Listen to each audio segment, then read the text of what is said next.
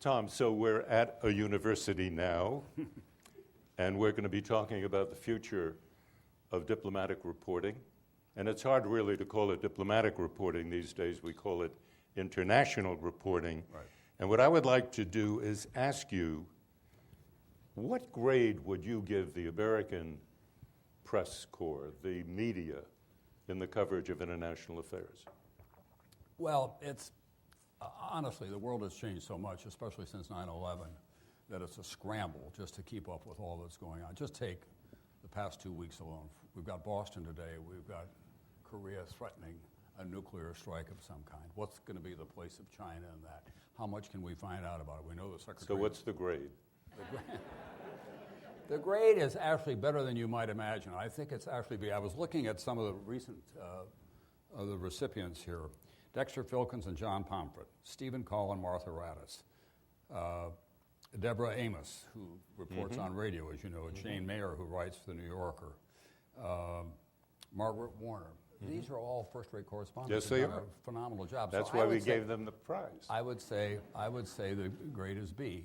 Here's the difference between when we were growing up in it and what's going on now. There was a time in your lives, and especially those of you who are older than the students here, when you could be a couch potato. You could pick up the paper in the morning off the front porch, check in with maybe a specialty publication, Foreign Affairs from the Council of Foreign Relations, read Atlantic Time, Newsweek, listen to Marvin in the evening, and you'd be in pretty good shape. Now, it comes at you 24/7 from all these different places, and you have to work harder at it as a consumer of diplomatic reporting. But if you do, there's an astonishing array of very good reporting out there, both in this country and certainly abroad. And what the internet has allowed us to do is, with a keystroke, to go, as I do, for example, to the Financial Times of London in the morning, go in and read it. That wasn't possible not so long ago, and get their take on the Euro situation. But as you said yourself, Tom, it takes an effort on the part of the consumer to really get that information. Right. And what I'm trying to get at is for the ordinary folks in this country, 38% of whom, I'm told, have access to the internet. Right. Are they getting an A product? You said a B product a moment ago. And the question I want to ask you, and try to be specific here, what are the problems that you see? Be specific at NBC. What are the problems that you see about the coverage of international reporting? How can we make it better? One of the ways we can make it better is to expand the footprint on the air. More time. More time. And there is an effort underway, which I'm not prepared to talk about here, to do that on MSNBC as an example on the weekends. I think the best time in public television now, and I mean public by that is public affairs television, is Sunday mornings. Everything from, obviously, Meet the Press to Face the Nation, and it goes on until about 1 o'clock in the afternoon, to say nothing of what CNBC and Maria Bartiromo does on the international economic scene, which is a form of diplomatic reporting as well, what's going on with the economy. So we're looking at the possibility of expanding programming in the early afternoon to do more international reporting on a Sunday. We've got a first-rate correspondent by the name of Richard Engel, who is a real authority on the Middle East. He's unparalleled in his knowledge of that area, and sometimes we have to hose him down in terms of his risk-taking. But after that, we'd like to see more of him on the air. Our London bureau, everything has been consolidated, as you know. We don't have as many people posted in as many different places because they jump on airplanes now and go to where they need to go. And we've got first-rate people there as well. I'm not sure, Marvin, by the way, during the halcyon days of Arthur Kroc writing in the New York Times, you at CBS, and the people that we had, that everybody across America woke up and said, God, I got to really tune into the diplomatic reporting tonight. That's my lifeblood. I just don't think that was... You don't believe that? No, it kept us going, but My mother kept telling me, no, go ahead. I feel that you said a couple of very interesting things. One, this is going to happen on MSNBC. It's not going to happen on NBC. So already you are forfeiting to the cable operation a responsibility that used to be strictly in the hands Because there of was the no cable networks. operation before. I'm sorry? There was no cable operation before. I know, but why is it that cable right now, which has so many fewer people watching it than the network, why doesn't the network, where most of the people are, why don't they do that? Because the same people who have access to the network also have access to cable. It's a matter of what they want to No, watch. Tom, but you know that's not the reason. What is the reason why cable is now doing this stuff rather than the network? When you did Meet the Press, was it a half an hour or an hour? It was a half hour. Now it's an hour. Yes, I know. That's on the network. I know. And there's a fair amount of international reporting that goes on that. So that has been expanded. But the viewers also deserve a kind of, if you will, menu of places that they can go to see things. And everyone, 90% of the country is wired for cable. So they can get what they need. It's just a matter of hitting the remote control from one channel to the other channel. I don't think most people, honestly, most viewers in America, Marvin, don't make a distinction, oh, that's over the air as opposed to that's cable. They know it's coming off the television screen. They probably do know the difference between Fox, for example, and MSNBC. Well, they know that, but they don't say, well, they're not saying, well, Fox is a cable channel, is MSNBC a cable channel. It's not the delivery system that they make a distinction of. It's what comes out of the delivery system. Then let me ask you another fair question.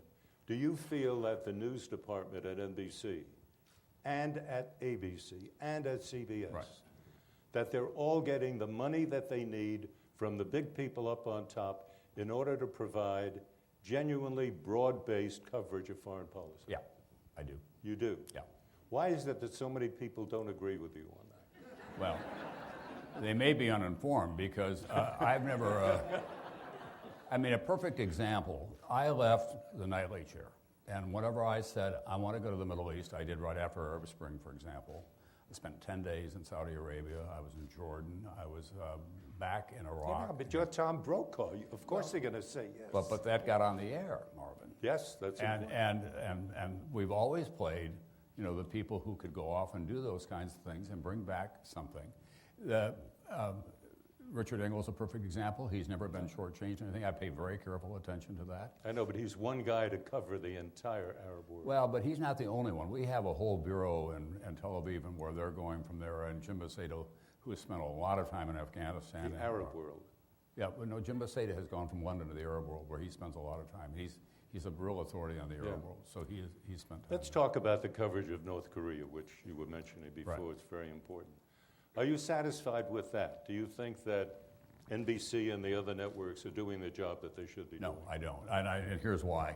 Here's the real conundrum, I think, for the modern world in which we now live, the technological world. And I have this conversation constantly with the nightly news people and with the other outlets.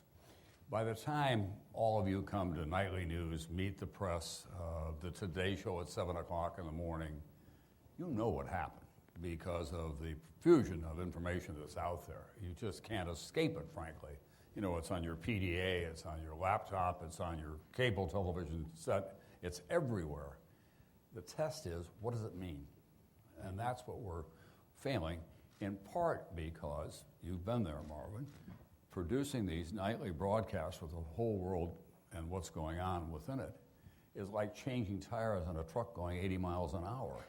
So their instinct is, let us tell you what happened, because that's what the old journalistic instinct is. They have to have the courage to take a moment and say, we'll just give you 2 lines about what happened. Here's what it means. Mm-hmm. North Korea is a perfect example. Mm-hmm. There's been a paucity of real diplomatic reporting when it comes to North Korea and the connection with China and what's going on. You see more of it on Sunday mornings than you do Monday through Friday on their regular broadcast. But Tom, that's a good point. Sunday morning, what we get are people who are not in Korea and not in Asia, but generalists here, very good ones, talking about Korea. The following Sunday, they could be talking about the budget. They bring, in other words, no special insight into the discussion. That's not entirely fair. Martha Raddatz was just in North Korea. Martha Raddatz is terrific. Yeah. She was absolutely terrific. And one of the winners here. Absolutely. She did a good job over there. Diane Sawyer has been over there. We've had people over there from time to time. But here's the deal, Marvin. We grew up in a pretty close to a monolithic world in terms of where people were going to get their information. Now they've got this enormous menu, and those who have a real active interest in diplomatic reporting want to know more about it. They've got a lot of places to go. I'm on the board of the Council of Foreign Relations.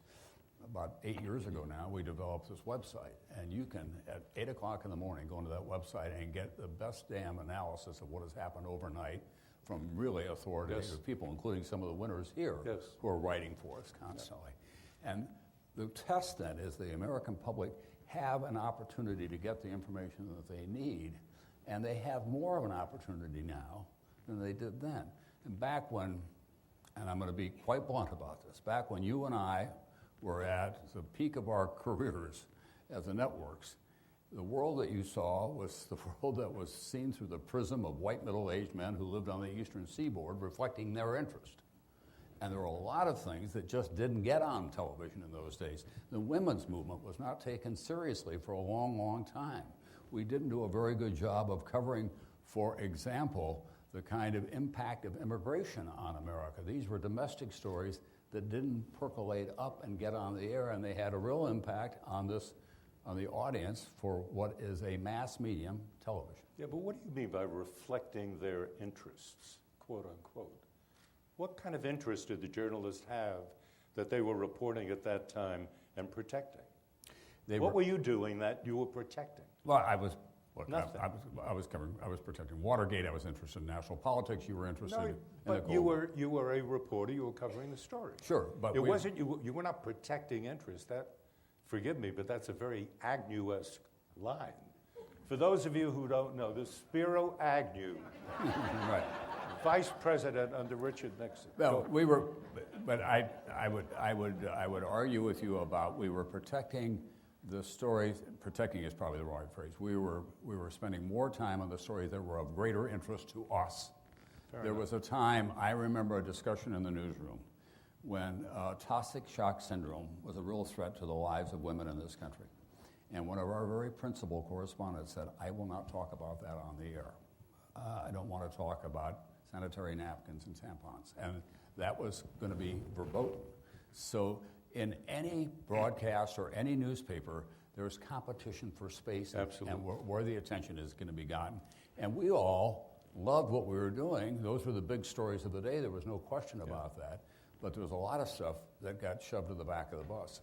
Let's get back to the foreign policy part of it.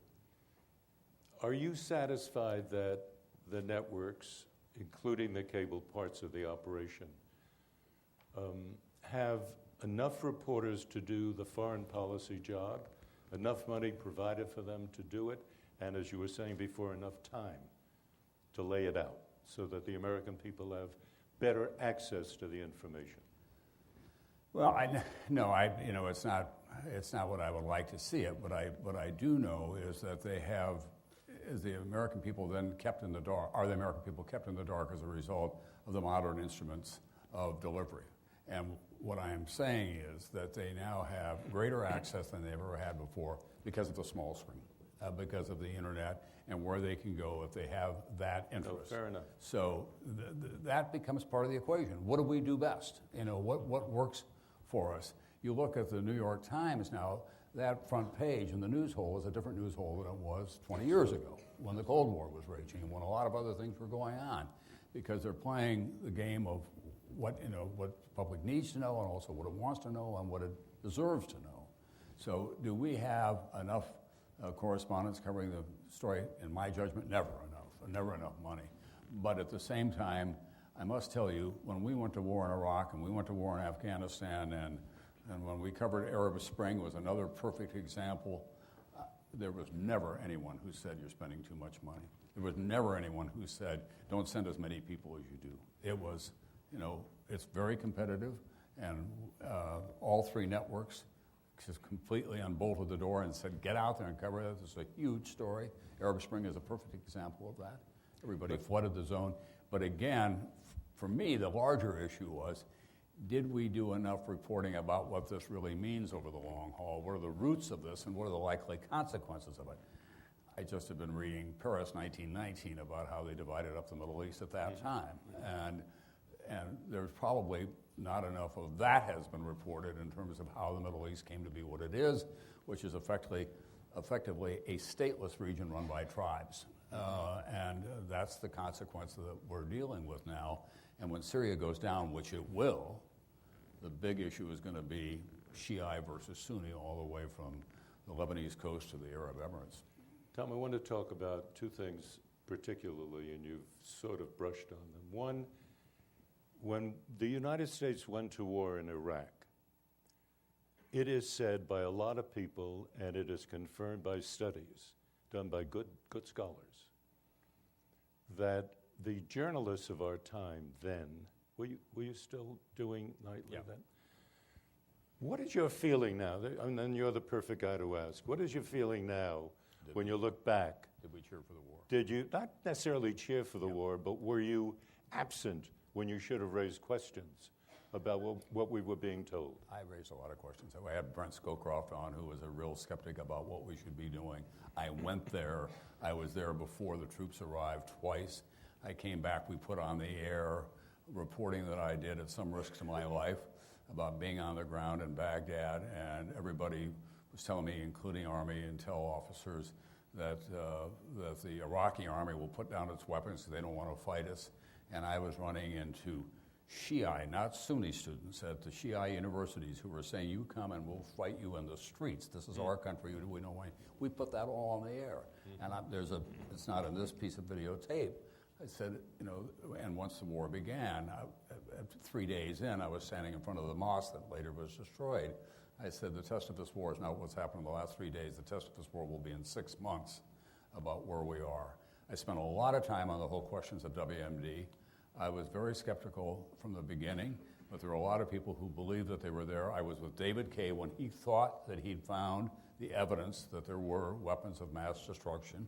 He'd been sent in there by the CIA to make that determination. Reams of material, they were going through it, and at the end of 3 or 4 weeks, he said, they don't exist.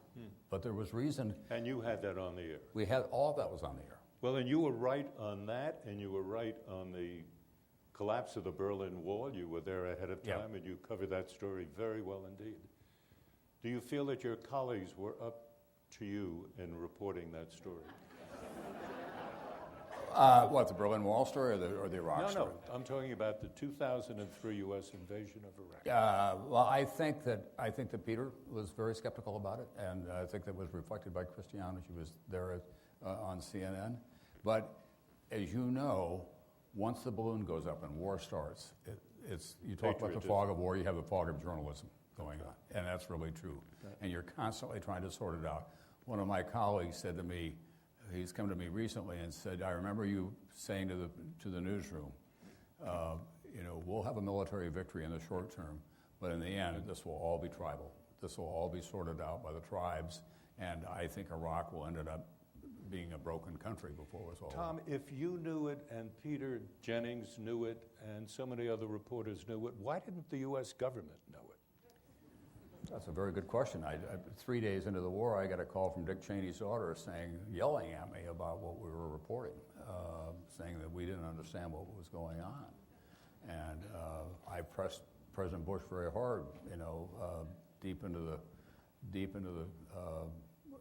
war. Same thing with Don Rumsfeld. And it's all, we've got it. We put it all on tape and put it on the air and about our skepticism. But they had such certainty that they knew what they were doing. And then there is a kind of jingoism that takes over in the country, quite honestly. Absolutely. People think you're a traitor if you raise any questions about it. The kids are going off to war, you got to be behind them. But there were very few members of Congress, including leading Democrats, who stepped up. Very few. Brent was one of the few real foreign policy establishment people who said we're going too far. Jim Baker said you've got to go to the UN, and they don't have a button up there yet at all.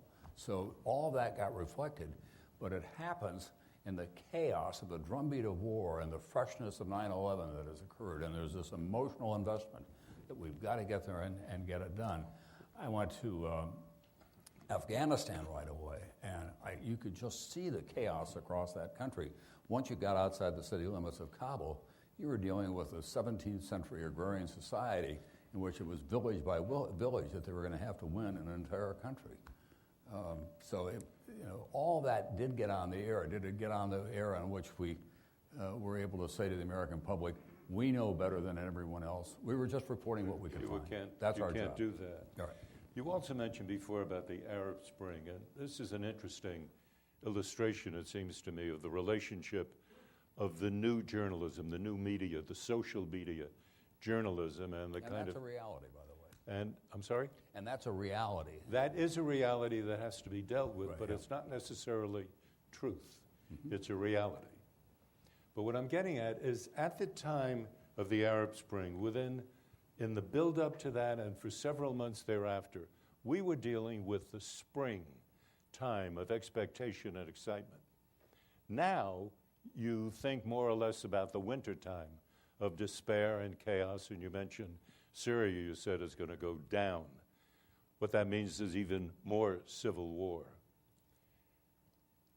What we were depending upon then, when the Arab Spring first began, was much less hard on-the-ground reporting than we were depending upon the social media and what it conveyed.